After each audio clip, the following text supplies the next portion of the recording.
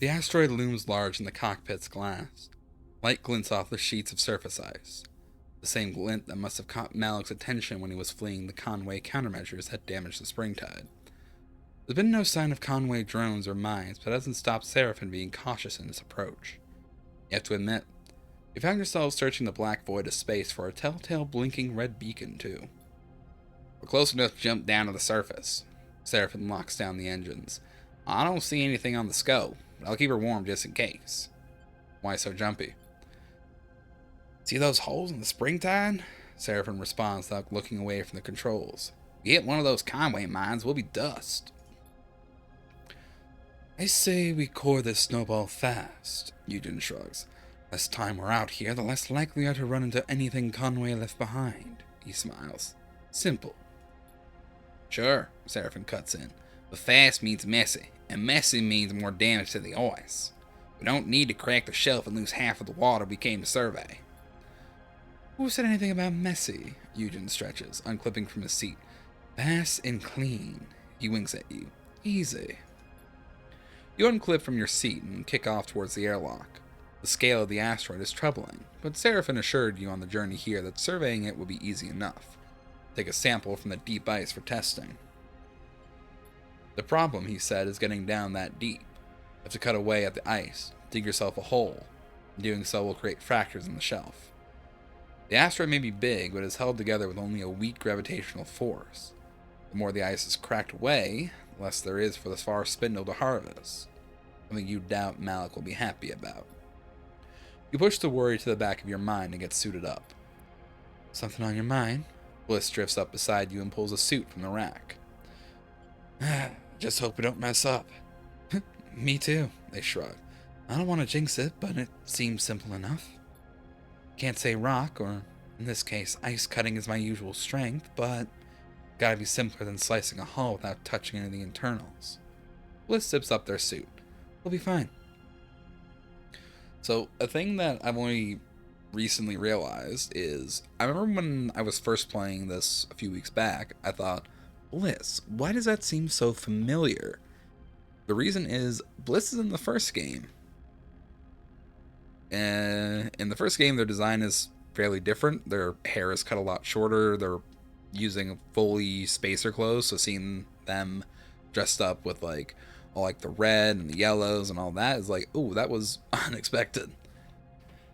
They've also changed their pronouns. In the first game, they were using she, her, and now they're using they, them. So, Bliss has had a bit of a self-discovery session since last we were speaking with them in their bay on Erland's Eye. Bliss's reassurance that they don't have any experience with the job you're about to do doesn't exactly calm your worries, but their nonchalant attitude helps, especially when you consider the volume of ice you're about to start cutting into. Cheer up, Bliss punches you on the arm as you get into the airlock. Might never happen. The lock cycles and you find yourself staring out at the glinting surface of the asteroid. 1 second, Sleeper. Serafin's voice comes over the comm. Oh, I'm seeing something here. Some kind of man-made shaft on the far side of the asteroid. Interesting. Eugen has stood beside you in the airlock. From this vacuum, you only hear him through the comms link. Crews sometimes stash goodies out on the rocks like this. Let's go take a look. He pats you on the shoulder. Just hold up. Serafin's voice cuts through.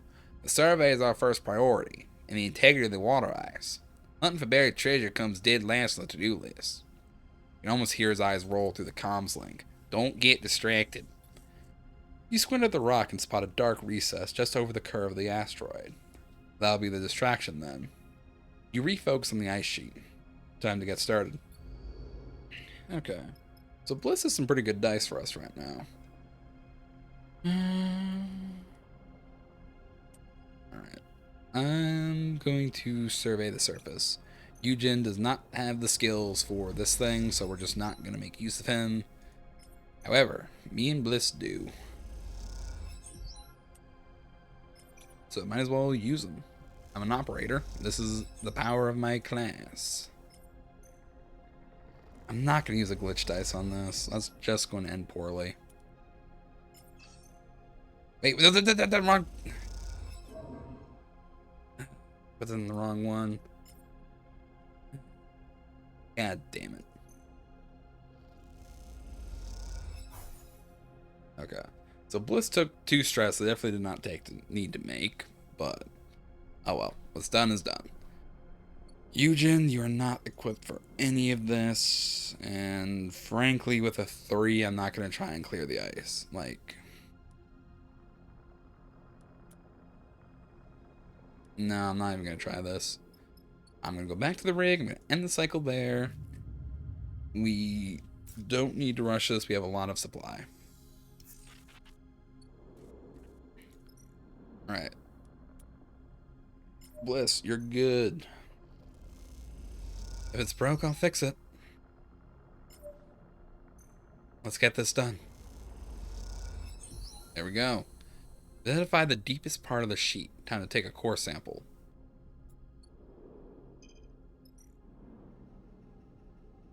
Okay, now I need Eugen to do this.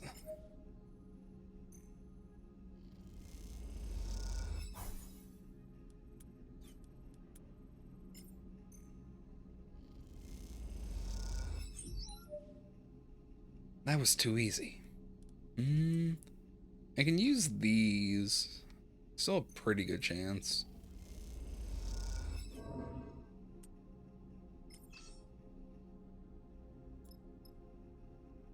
Reroll 2 lowest dice.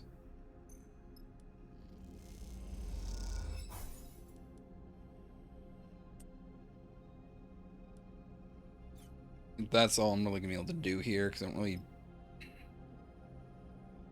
Problem is my dice aren't low, just with my modifier for this. It's really low odds. Alright, let's take a rest on the rig.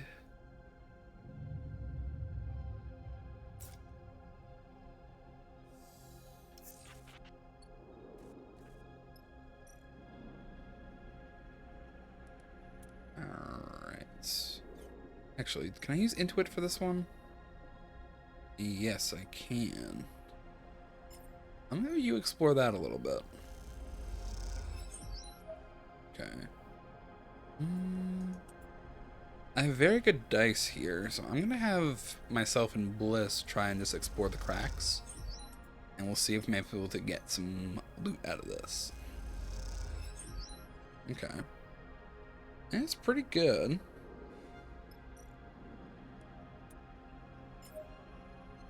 Let's do it, Captain.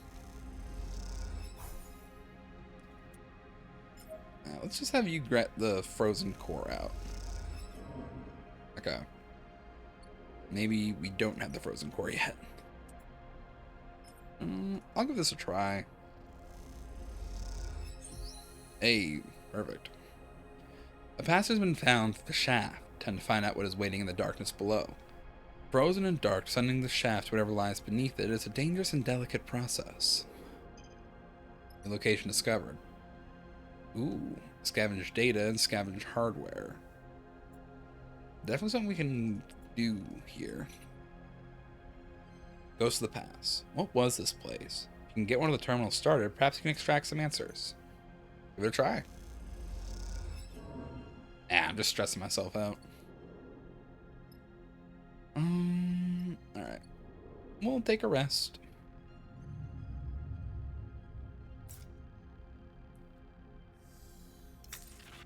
Oh, God. It might be worth re-rolling those dice. So, you... Actually, are your dice worth anything for over here? No, they are not. Alright. Give it a try. Alright, perfect. The sample core, a long and weighty cylinder of cloudy ice, comes up out of the borehole cleanly. It glows in the sunlight, catching the rays of its frosted interior. Nicely done, Sleeper? Bliss chirps through the comms. Never cored an asteroid before, but the result is pretty. Let's just hope it's drinkable. It's not melted down for liquid refreshment just yet, Sarefin chimes in. Likely packed with unpleasant impurities. The question is, are they the kind of impurities a fast spindle can filter out?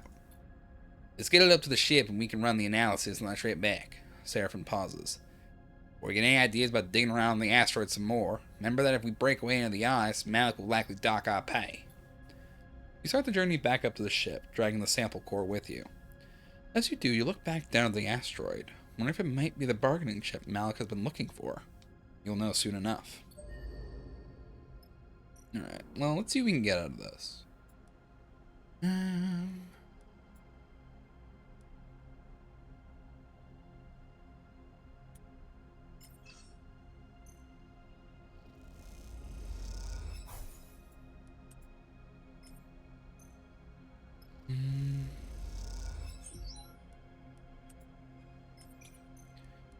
We'll see how this goes. Alright, push. Okay, so pushing it can still break my dice. Oh, that's actually really bad. Something flickers on a terminal screen, catching your attention. What is that? A flickering screen catches your eye in the dark of the bunker. A distorted female face, further refracted by the surrounding ice, stares at you with a terminal with blank white eyes. You move closer, straining to hear her voice, but the recording is silent. Perhaps the terminal's audio output is broken. All I can do is watch the pale face that contorts through the corruption and noise. Could be explaining some important secret, long forgotten, or just recounting a personal anecdote. It's hard to tell. Circles and curving arcs flash across the face, graphical visualizations of orbits and flight plans. You squint at them, the shapes unknown to you. And then, as soon as it starts, the playback ends, leaving a dozen frame on the screen. A ghost face, circled by orbits. You slot a drive into the terminal and copy what residual data is left, unsure where it might lead you. Once it is done, you shut off the terminal once and for all. As you leave the bunker, the pale face flashes once more in your mind. Those blank eyes, the flat stare. Is that a human or something else? You turn the image over in your mind, unsure of its importance. Ooh, Solheim data. Actually really good. I mean, scavenging the hardware... Probably just gonna get a scrap, which we can sell it for cryo. But with the damage that's about to be done to my system, I'd rather just leave.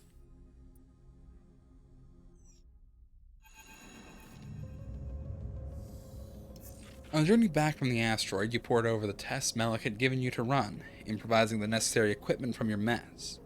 Each one produced spools of data, much of which you couldn't parse.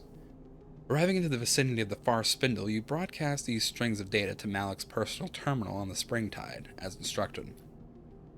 Despite all this preparation, you are still surprised when you find Malik standing at the far side of the docking tunnel as you leave the rig. Sleeper, he nods neatly at you. I thought it was better I come down here away from my crew to discuss your findings. And the findings were? Straight to the point, he clasps his hands. Good. As I suspected, the asteroid was indeed rich with water ice. Thankfully, the contaminants can be dealt with. He speaks matter-of-factly, betraying little emotion. With the data you provided, I should be able to convince the Far Spindle administration of its worth. The payment, then? Before I make payment, I would like to ask in person if you saw anything else of consequence. Anything to share with me that might affect my dealings with the Far Spindle. He folds his arms across his chest. I prefer not to have any surprises when they go to retrieve the water. Oh, there was a shaft. Interesting, Malik smiles. It is likely of no consequence, but if there is something of value there, it could play to my benefit. I will mention the potential of additional salvage to the Far Spindle administration. Given the data, it doesn't seem to have impacted the ice. Malik reaches into his pocket and produces a stack of cryo chits, bound carefully with a strip of paper. 250 cryo, as agreed. You take the chits and quickly tuck them away. With that, our business is concluded, Sleeper. Malik nods lightly. I must speak with the administration to negotiate the release of my ship, and then prepare for immediate departure. The Syndicate will be eager for my successful return. Thank you. Malik bows and turns. Should our paths cross again, I will see that it will be to your benefit. Alright, Malik. May we meet you again in nicer times. Alright, well, we got a bunch of cryo with us now. We should definitely restock our stores. Always good to do. And... 'cause I don't know if I want to I mean, we got some good dice. We can make some work in this. Cut your way in.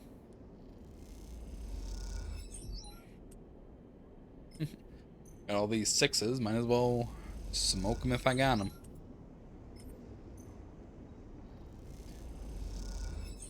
To get to the drive that Cadet hid in Stripline Express, you need to find a route past those searching for it.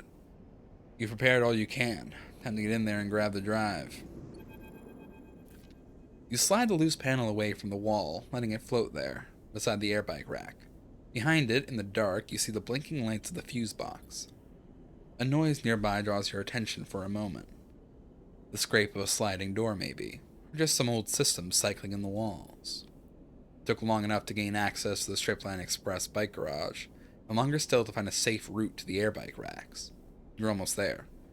You have seen and heard the hired muscle searching and guarding this place, but have been lucky enough not to come face to face with them. Yet. You turn back to the darkness behind the panel. If what Cadet said is right, the drive is taped to the back of the fuse box in front of you. You reach through and around slowly, carefully, and your hand settles on something cold and metallic in the dark. It is taped firmly to the box. You pull at it, but it doesn't budge. A quiet rattle echoes from the dispatch office next door. You freeze for a second. It seems Cadet was a little too enthusiastic with the tape. Let's try to engage. Neutral outcome. In one quick movement, you rip the drive away from the fuse box. The sound echoes loudly in the hollow behind the wall panel, and you wait quietly for it to subside. A few seconds pass in silence. Time to move.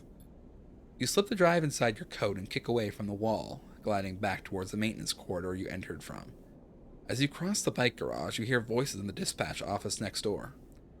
Just as you tuck yourself into the cool darkness of the maintenance corridor, a screech indicates the opening of a door from the office next door. Voices rumble through the room, and you quickly and quietly push yourself deeper into the guts of the building. Too close. Barely daring to breathe, you carefully make your way through the maze of passages that brought you here, their dog legs and dead ends now familiar. Eventually, you spot a thin slit of light ahead, marking the loose panel you levered open to gain entrance. You take a deep breath. Almost there. As you reach the gap, you freeze. Voices rumble from beyond, and peering through, you see two figures in dark clothes searching the chaotic bay behind the strip line. Your eyes are drawn to the dark, boxy weapon one holds at their side. Shit, you hiss silently to yourself, your eyes searching for a path through. I'd say wait for an opening. You wait, silent and still, as the figures search. They split and drift across the bay. You take the chance, sliding open the panel and slipping behind the scrap and boxes at the edge of the room. You work your way around until you can't get any further. You kick off hard, making a dash for the far side of the bay and the public passage beyond. There's a hiss and the guttural chatter of a pressure valve as an air bike pulls up beside you in the passage. Cadet leans over and grabs the collar of your coat. Hop on. In a moment, you're on the back of the air bike, clutching the straps of Cadet's bag as she guns it down the passage, the air resistance almost ripping you from the thin seat. You lean against her back and let out a sigh, the drive pressing into your ribs beneath your jacket. You did it. Still alive back there? Cadet's voice brings you back from the hypnotic rhythm of the tunnel lights rushing past the air bike. She slows the bike with a rapid series of hisses, and you realize she has brought you back to the passage outside Bliss's bay.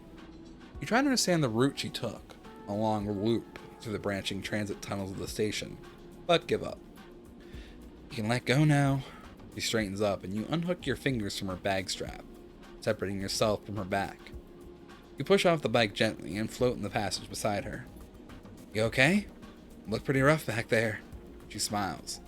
Appreciate you putting it on the line for me. Who were those guys? Your guess is as good as mine, she shrugs. Didn't look like anyone nice, though. I wouldn't sweat it. She smiles. Go on then, let's see the drive. You fish the drive out of your jacket and hand it over. That's the one. She squints at it. Should have chucked it when I had the chance. Get your first good look at it, and there's not much to see. A small lump of solid-state memory with a few markers on the case. You spot a yellow hex among them. Export. We shouldn't hang around. Damn right. She slides her bag around her shoulder to the front and slots the drive neatly into a pocket. I know someone in the scatter yards who can crack anything.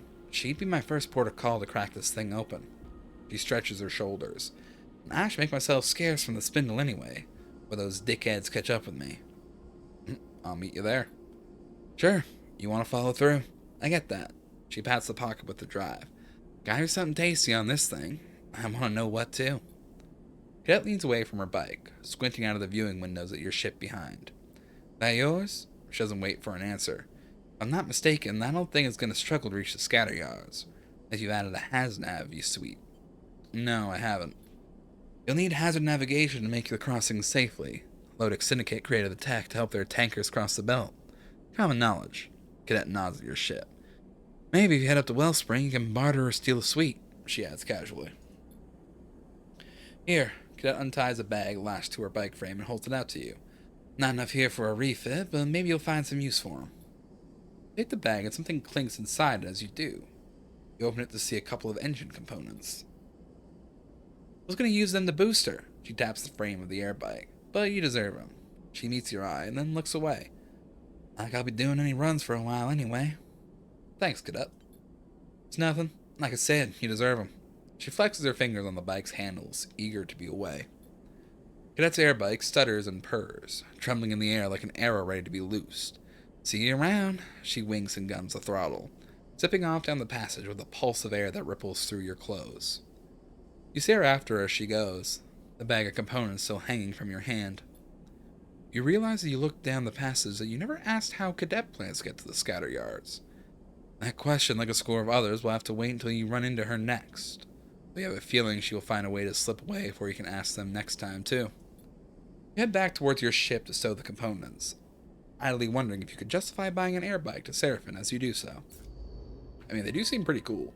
I like them. So, what else can we really do? Pretty sure it's just earn some cryo. I don't think anything else we have active here on the station itself. We have that contract with Eugen.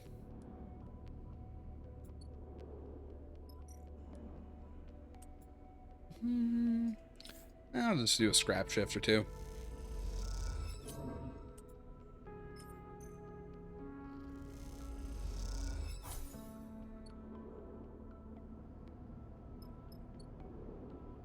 Yeah, we'll take a couple of days here, just so we can get our worth out of this clock. And get some chits into our economy. Because we're gonna need them.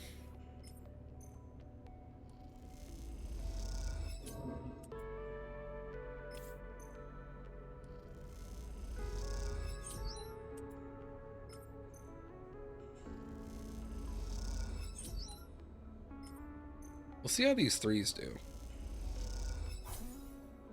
The pile of raw scrap seems endless, but you focus and clean and assess each component one by one.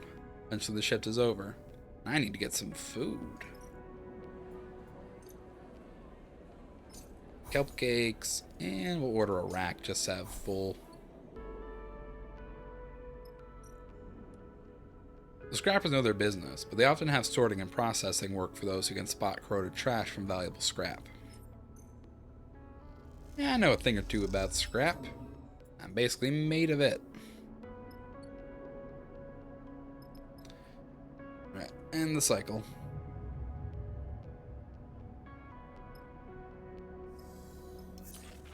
And let's do some work up at the signal station with our dice for the day. We get 14 on a positive roll down the scrap shift. We get 13 up here. You might as well just do it up here. I think it just makes more sense. This is a skill we're good at. We should make use of our interface more. Because it's one cryo difference, it doesn't make that much difference. Glitch dice. Big money, no whammies, no whammies. I said no whammies, you bitch. Alright, that's fine though. We're gonna take our crew out to the hidden wreck. Bliss and Eugen, the only two crewmates we got. Let's see what's over there.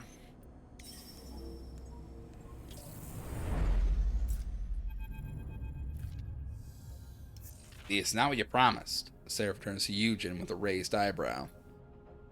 Looking out across the field of debris scattered around the small asteroid whose gravity has kept them here, you have to agree. Where do you even start looking? Eugen shrugs, unfazed. I said the wreck was hidden, transponder off, no flight records. I didn't say it was intact. It was an easy job, I wouldn't have come with your crew. I could just grabbed it myself. He winks. We all earn our share. That's definitely more than one wreck. Bliss is leaning towards the window, staring out at the glinting debris. I see at least 3, maybe 4 different engine housings out there. Sarefin sighs. You really think there's something of value to pull from all that? I know there is. My tip-off is good. We need to find the right part. He looks out at the wide field of debris. Of the right ship. Any clues? What I know is that a wreck with an item of great value is out here. That's it. He unstraps from his seat. Are you all afraid of some hard work? Is that it? Sarefin starts laughing. So you're telling me we don't know what we're looking for, where it is, or what it's worth? Trust me or don't, Eugen shrugs. This will be worth your while. This is a hot tip. Sleeper, please. Sarefin turns to you, exasperated. Suddenly, a percussive beep interrupts your conversation. All of you turn your attention to Serafin's terminal. What the? Taps a few keys. Got an incoming ship. Their transponder just popped up. See? Eugen smiles. What did I say? A hot tip. Better claim it before they do. He jabs a finger at the readout. Okay, clock's ticking. I see a few obvious sights. Large bits of debris, clear hull sections. Should focus on those. Bliss unclips from their seat and glides out of the cockpit. See you lucky kids in the airlock.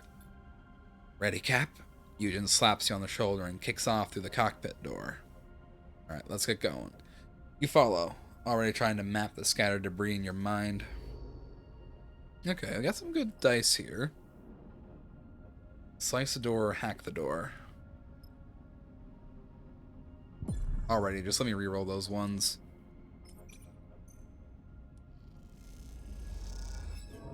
Ah, fuck's sake.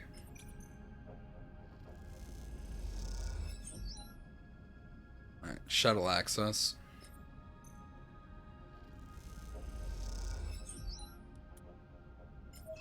Oh, wait. So you can't hack, so you're gonna have to slice the door itself. I'll do the job, no problem.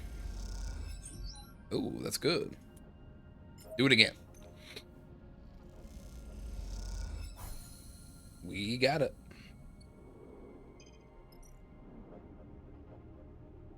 Data trawl. The shuttle might have the data we need, but extracting it means systematically working through its systems. Banks of terminals line the shuttle interior. Perhaps there is something useful hidden on their decaying drives. Let's give it a look.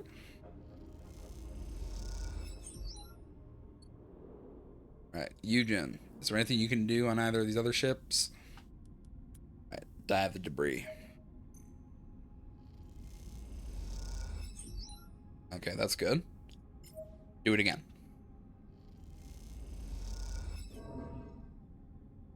The debris fills a whirling cloud of razor-sharp shards. Exploring is a terrible idea. Yep, well, that's what happens. End the cycle.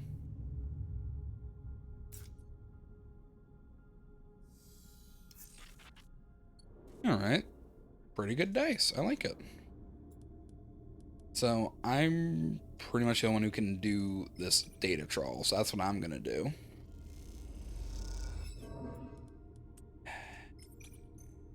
$25% chance for negative outcome. Still get it.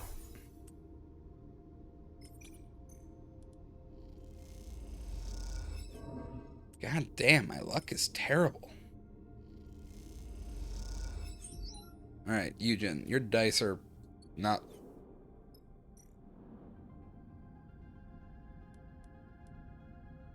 your dice are only going to be useful in diving the debris, but you're going to get stressed from that. Can I use you for anything else today?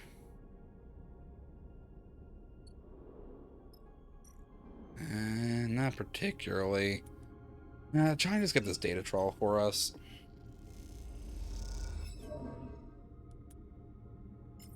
50-50. Come on, man. Good. A cipher is transferred, an access code for the ship the shuttle departed from, and just to find where that ship is. Alright, we got the unstable cipher. Alright, Bliss, I'm just gonna have you analyze the debris. You have high dice, it's not your preferred skill, but...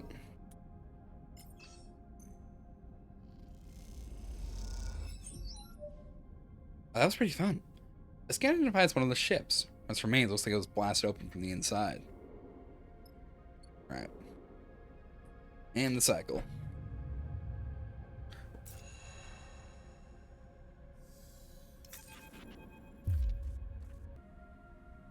Eugene, you piece of shit. Where are you? The distorted voice rattles through the ship as you are all finishing your breakfast in the mess. Everyone turns to look at Eugene, Sarefin already shaking his head. Vesna, he says under his breath. You suddenly recall the steel-eyed captain who confronted Eugene and the guy are back on the far spindle. Open this airlock or I do something I'll regret. As her voice echoes through the room, you realize she must be at the rig's entry lock, using the comms panel out there to speak into the ship. Let her in. You kick off towards the door, but Sarefin drifts between you and the exit. Sleeper, you sure about this? You can see he's angry, but he's also looking to you for reassurance. We're just going to talk. Sarefin nods. Alright, well, the moment this starts to go south, he shoots Eugene a glance. We're booting them both out. Eugene follows as you glide down to the airlock and hit the control for the exterior door. Let me handle her. Eugene gives you a nod. Fine. He nods appreciatively and drifts forward between you and the airlock. You watch as the airlock cycles, and past Eugene you see the silhouette of Vesna through the viewing window as she removes the helmet of her suit. Though he has been playing it cool, you see Eugene take a deep breath in preparation. I should shoot you right here. Vesna floats through the airlock door, her eye implants glinting. I didn't want to give the wrong impression. Her metal eyes make it impossible to read her tone. Let her talk. Is this how you treat all of your clients, Eugene? Promise to deliver the coordinates they helped you to find, and then instead, when you find out their value, go to another crew to try to steal the prize out from under their nose. Wait, Yellow Hexagon? Is she from, like, Hexport staff? I actually noticed that before. I knew you were an amateur, she smiles. I didn't know you were an idiot, too. Tell whatever stories you want, Vesna. Until I am paid, there is no deal. Eugene smiles. Did you pay me, Vesna? Vesna looks frustrated. You know as well as I do that payment was on receipt of the coordinates. Well, sorry to say. Won't be able to deliver. Eugene shrugs. Deal's off. You piece of shit. Vesna's hand goes to her hip. Now, you're a guest on this ship. Serafin's voice comes from somewhere behind you. Let's all remember that. You turn back to Sarefin holding a hull bolter at his waist, its wide muzzle trained on Vesna. Vesna lets her hand go loose at her side, abandoning her threat. Of course, she sighs. Thought you might all see the breach of trust in the situation, but I was wrong. I don't want to escalate this. On that, we are agreed. She backs a little towards the airlock door. Eugene, she looks at the freelancer. Don't think I'll back off. My team can find this thing faster than any mongrel crew, she smiles. First to the prize takes all. May the better crew win. She smiles. Indeed. Vesna slips back into the airlock and hits the control panel. The door scissors shut. Eugene suddenly tumbles forward as something hits him in the side of the head. Idiot! Sarefin stands behind Eugene, having swung the heavy muzzle of the hull bolter directly into his head. You ever put this crew in danger like that again? Serafin's right. Eugene catches himself on the wall. It's okay. He wipes a little blood from his forehead. I get it. That was sloppy. Your whole thing is sloppy, Sarefin bristles. This is how you get yourself killed. As much as I am enjoying this display of aggression and idiocy, Bliss's voice comes from behind you all, we still have a contract to complete. They push past to start suiting up. And now we have competition. We should leave. Sarefin slings the hull bolter onto his shoulder. Cut our losses. Now wait. Eugen wipes the corner of his mouth with the back of his hand. All this, you're gonna give up and turn tail? Eugen's right. Shit, Sarefin sighs. Yeah, alright. Alright. He glides over to Eugen and pats him on the shoulder. Time for you to prove your worth. I'll be watching. Alright. Eugen, get us into this wreck.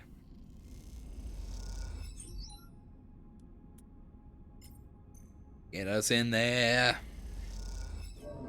God damn you, Eugen. Alright, I might be able to finish off the job. Alright. Analyze the debris.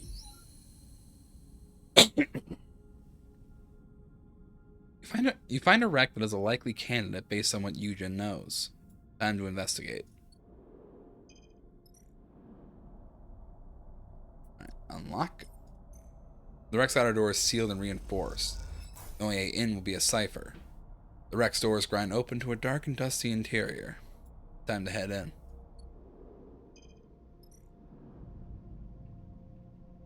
Alright, I can engineer this.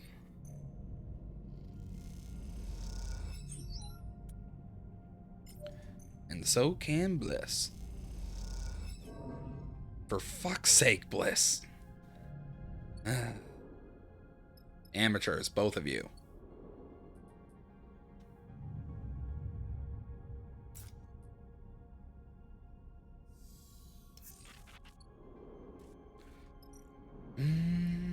Alright. You have a 6. Use it.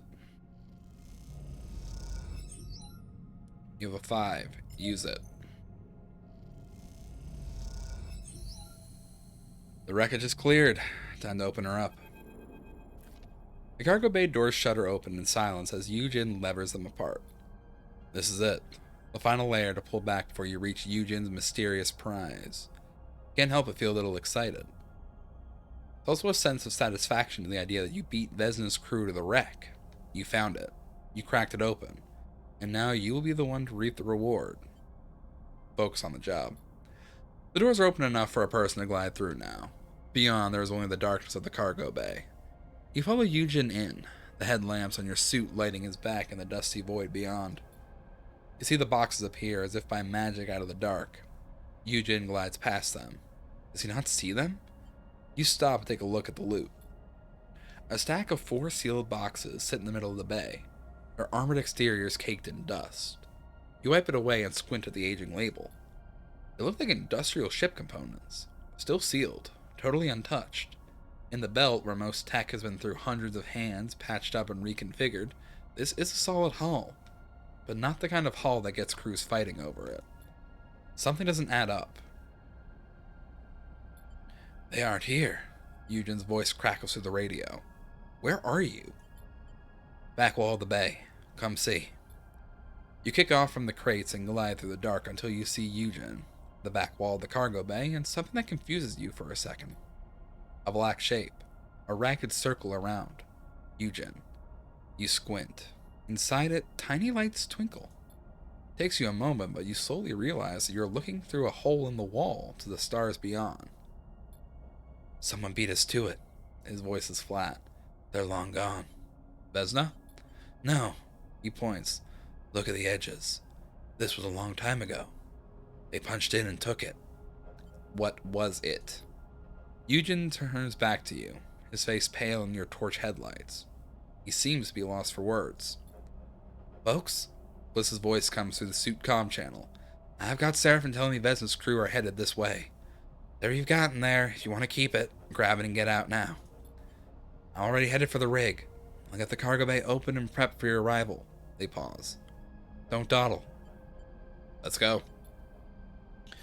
Eugen suddenly seems to regain his focus. The crates. He nods. Let's grab them and go. You glide back across the bay, your mind still racing with questions. Something about Eugen's reaction tells you he knew what he was expecting to find here. If that is the case, you think, it's yet another lie he's told you. You both reach the crates and quickly lash them together, guiding them weightlessly out of the room between you. As you do, you meet eyes with Eugen, and he looks away. I really hope you two idiots are on your way back, Sarefin chirps over the radio, because Veson's boys are just about to reach the wreck you're on. We're inbound. Eugen quickly responds, and then clicks his radio off.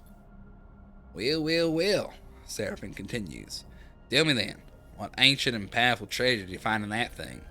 Gold? A Conway warhead? 3 crates of components. Seriously? Sarefin pauses. Sleeper, me and you're gonna need to have a serious chat. You cross the debris field to the ship in silence, your eyes on the scrap for a sign of Vesna's crew. You don't think they'd ambush you. Then again, you wouldn't put it past them. As you reach the cargo bay and guide the crates through the open door, you shoot Eugen a final glance. Give me time, he says quietly over the radio. I'll explain in time. You consider pressing him, even shouting at him, but you realize there will be plenty of time for that on the journey back to the far spindle. For now, you just want to get out of here. Alright. 3, 6, 9, 12. It's 12 units. I'll give it a shot.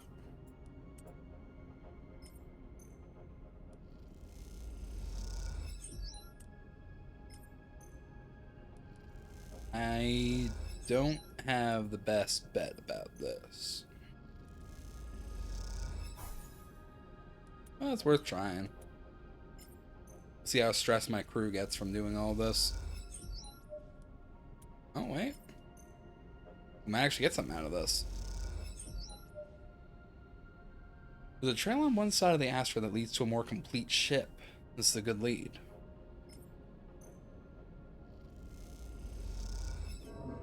Hmm. 5 stress. Well, I got components, so if any of my dice break, I can fix it. I'll give it one more day and just see what happens.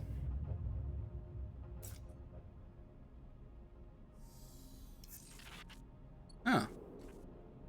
That is extremely lucky. Alright, I should have lost, like, any of my dice there, because I have to roll under a 5.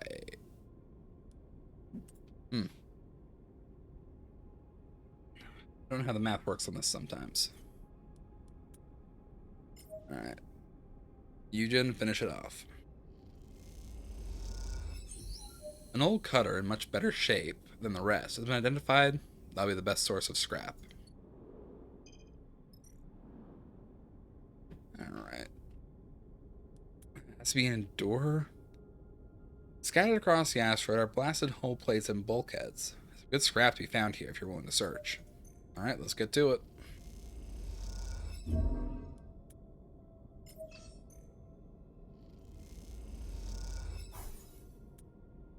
Just see what we can collect from this.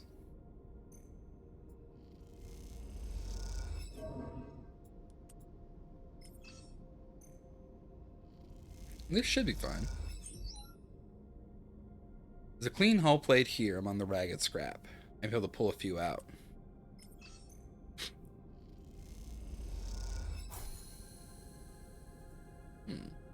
Pull out a stack of good-looking scrap.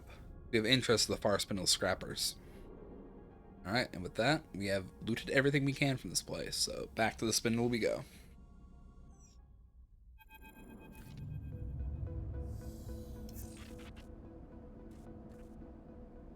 Eugen has spent the journey back to the far spindle avoiding Sarefin as best he can. It might be that he is afraid, but you get the feeling it's more likely that he has been making himself scarce out of a genuine sense of regret. Sarefin, however, doesn't see his behavior so favorably. Slum as shit won't even show his face. Sarefin complains loudly as he finalizes docking. Put us in a space his crew sorts with no care for anyone but himself. Agreed.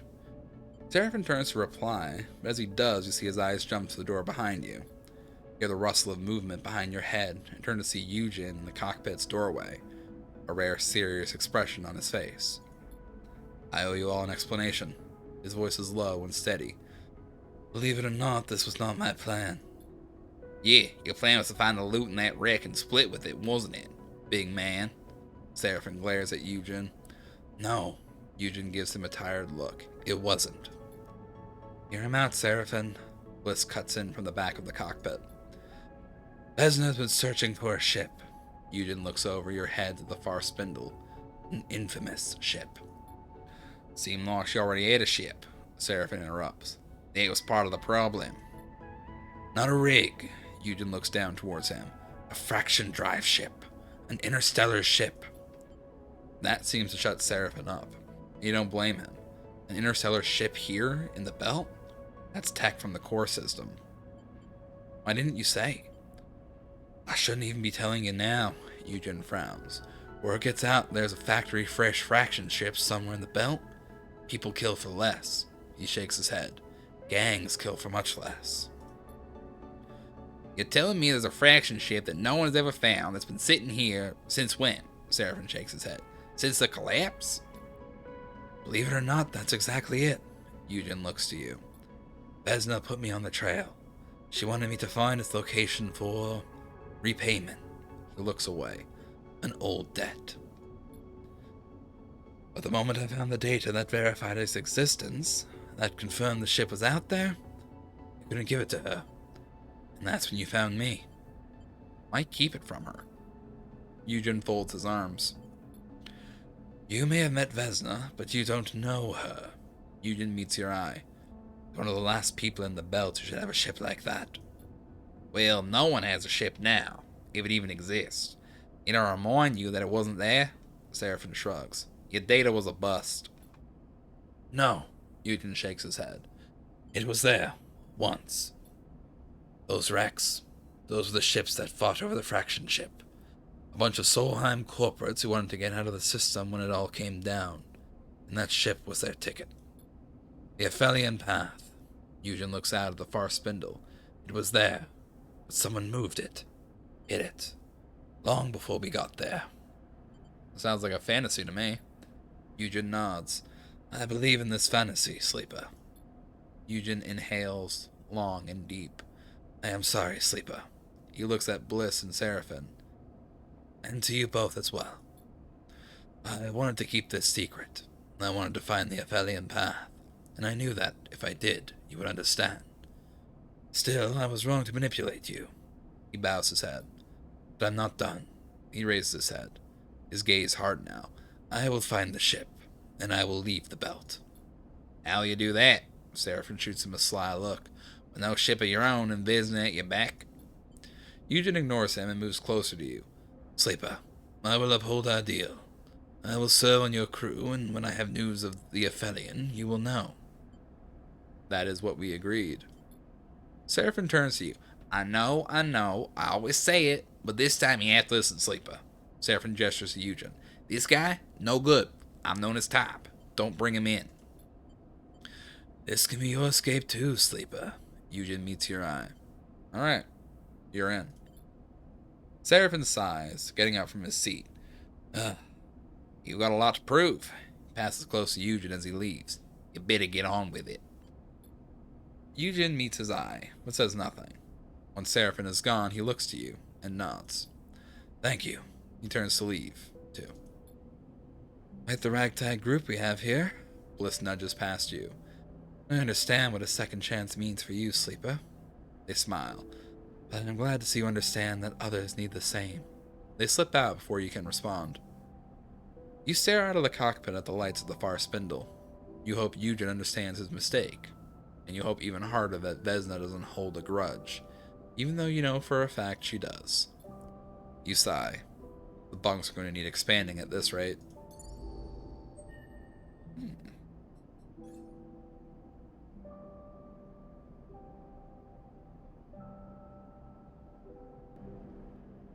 I could upgrade my push. -2 stress if reroll a 6. It's a gamble. Be pretty good.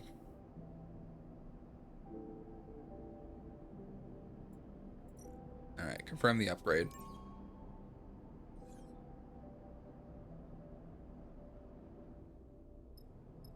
Let's see. Diagnose your frame. Find a tech in Flotsam. Find Serefin's sister. Travel to Wellspring. Help Nimba. Get spores from Greenbelt. Investigate Hexport. Meet Cadet in the Scatter Yards. Those Scatter Yards we can't get to.